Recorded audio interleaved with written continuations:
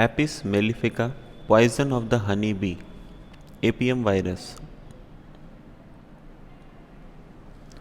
Adapted to strumous constitution. Strumous कहने का मतलब ऐसे पर्सन्स जिनमें ग्लैंडुलर इन्फेक्शंस होने के चांसेस होते हैं, जैसे कि टॉन्सिलाइटिस हो गया, ग्वाइटर हो गया। ग्लैंड्स एनलार्ज्ड, इंड्यूरेटेड, उनकी जो ग्लैंड्स हैं वो एनलार्ज हो जाती हैं, इंड्यूरेशन मीन्स वहाँ पे स्वेलिंग हो जाती है। सिराइसिस और ओपन कैंसर, सिराइसिस या फिर ओपन कैंसर बोला जाता है मेलिग्नेंट अल्सर को, जो ओपन अल्सर्स हैं।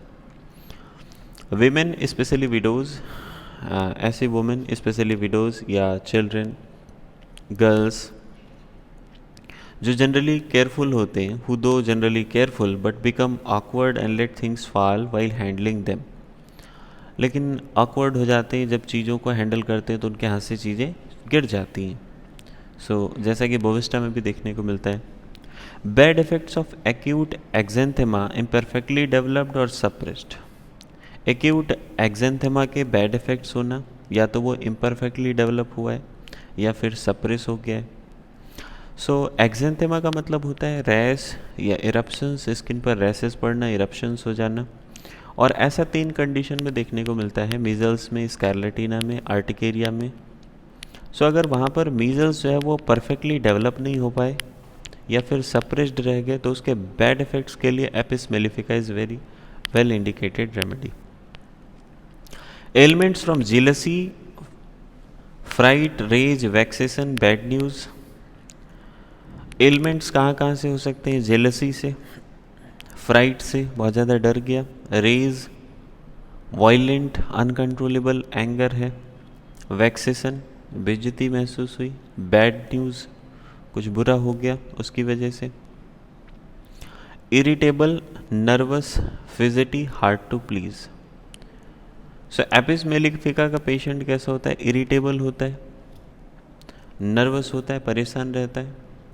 फिजिटी का मतलब होता है रेस्टलेस या एंग्सियस, बहुत ज़्यादा परेशान हो, रेस्टलेस हो। हार्ड टू प्लीज़, जैसे खुश करना बड़ा मुश्किल है, मतलब आसानी से वो खुश नहीं होता, वो उसको अजीब सा फील होता रहता है हमेशा। Weeping disposition, can not help crying, discouraged, despondent. Weeping disposition, रोने की टेंडेंसी होती है, रोने से खुद को रोक नहीं पाता है। डिस्करेज्ड यानी कि निराश है, साहस नहीं है उसमें। Despondent, despondent means disappointed, loss of hope, same Pulsatilla में देखने को मिलता है। सडन श्रिल, श्रिल का मतलब होता है हाई पिच्ड पियर्सिंग क्राई, जो बहुत तेज़ से चीख के रोते हैं बच्चे। Sudden shrill piercing screams from children while waking और स्लीपिंग। बच्चा सो रहा है, अचानक से हाई पिच्ड पायर्सिंग क्राई करता है, बहुत तेज चिल्लाया, रोया, जागते समय या सोते समय। हेलोबोर में भी ऐसा देखने को मिलता है। इडिमा, इडिमा का मतलब होता है स्वेलिंग होना। Bag like puffy swelling under the eyes, eyes के नीचे बैग लाइक पफी स्वेलिंग होना। ओवर द आइज़ कालिकार में देखने को मिलती है। An oedema of hands and feet, dropsy without thirst.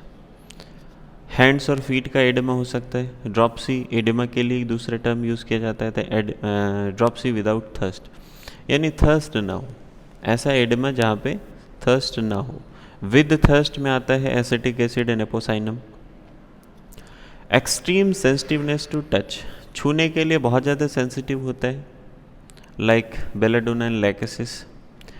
Pen की टेंडेंसी की बात करें, पेन कैसा है? Pain burning, stinging, sore. Pain is burning, जलन होती है, स्टिंगिंग तपकन होती है, सोर दुखता है। Suddenly migrating from one part two another, एक पार्ट से दूसरे पार्ट पे सडनली माइग्रेट कर जाता है। तो सेम सिम्टम देखने को मिलता है काली बाइक्रोम में, लैक कैनाइनम में, पल्सेटिला में।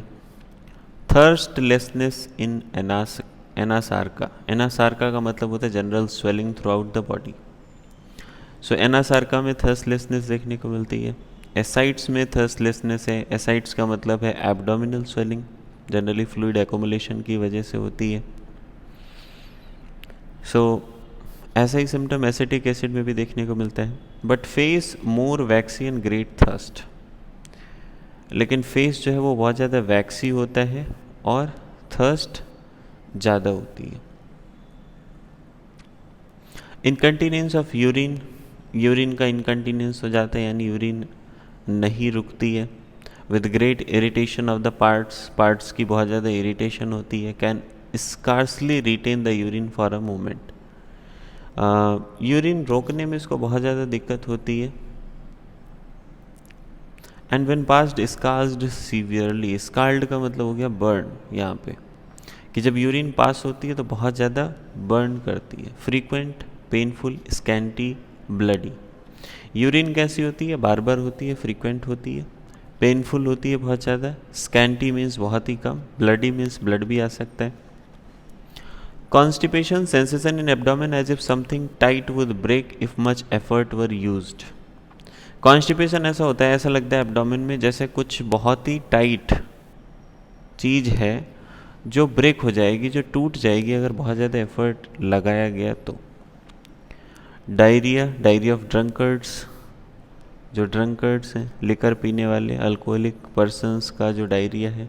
इन इरप्टिव डिजीजेज, इरप्टिव डिजीजेज में जैसे कि मिजल्स हो गया। Specially if eruption be suppressed, और स्पेशली तब जब इरप्शन सप्रेस हुआ हो, उसकी वजह से डायरिया आया हो। Involuntary from every motion as though anus were wide open, diarrhoea कैसा है? इनवॉलंट्री है, किसी भी मोशन से इनवॉलंट्री डायरिया होता है। ऐसा फील होता है जैसे एनस वाइड ओपन हो, और ऐसा ही सिम्टम फॉस्फोरस में भी देखने को मिलता है। Affects right side, enlargement और dropsy of right ovary, right testicle। Generally Apis mellifica right side को अफेक्ट करता है, एनलार्जमेंट हो जाता है, ड्रॉपसी यानी स्वेलिंग हो जाती, फ्लूइड फील्ड स्वेलिंग हो जाती राइट ओवरी की या फिर राइट टेस्टिकल की। Intermittent fever, chill 3 PM with thirst and always. So intermittent fever में ठंड लग के बुखार आता है 3 PM पर, थर्स्ट रहता है उसके साथ साथ, और हमेशा रहता है। सेम सिम्टम इग्निशिया में भी देखने को मिलता है। एग्रेवेशन वार्म रूम से या फिर एक्सटर्नल हीट से। सो थूजा में भी ऐसा ही है, warm room and external heat से एग्रेवेशन देखने को मिलता है। 3 AM एंड 3 PM, थूजा के अंदर में क्या है, 3 AM और 3 PM दोनों टाइम पे फीवर रहता है, बट एपिस मेलिफिका में 3 PM पर है। So relations, complementary to natrum mur, natrum mur का कॉम्प्लीमेंट्री है। Disagrees when used either before or after rhus tox, तो रेस्टॉक्स के पहले या बाद में यूज़ करेंगे तो डिसएग्री करेगा। Ars and puls follow apis well, arsenic है, पल्सेटिला है, ये एपिस को बहुत अच्छे से फॉलो करते हैं। हैज़ क्योर्ड स्कैरलेटिना अल्ब्यूमिनेरिया आफ्टर कैंथेरिस, तो स्कैरलेटिना या अल्ब्यूमिनेरिया की कंडीशन में इसने ठीक किया हुआ है। कैंथेरिस के बाद रिजडेलिस या हेलोबोरस जब फेल्ड हो जाते हैं तो एपिस मेलिफिका ने स्कैरलेटिना और अल्ब्यूमिनेरिया को क्योर किया हुआ है। एग्रेवेशन आफ्टर स्लीपिंग, स्लीपिंग के बाद एग्रेवेशन होता है, like lachesis. Closed specially warmed और हीटेड रूम्स आर इंटॉलरेबल, बंद कमरा है, स्पेशली गर्म है थोड़ा सा, हीटेड रूम है तो एपिस के पेशेंट के लिए इंटॉलरेबल होता है।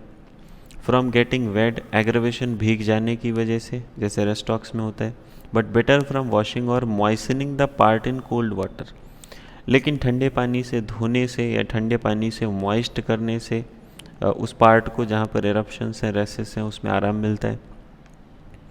Amelioration, open air, open air में एम्लुरिएशन होता है, कोल्ड वाटर में, कोल्ड बाथिंग में, अनकवरिंग से।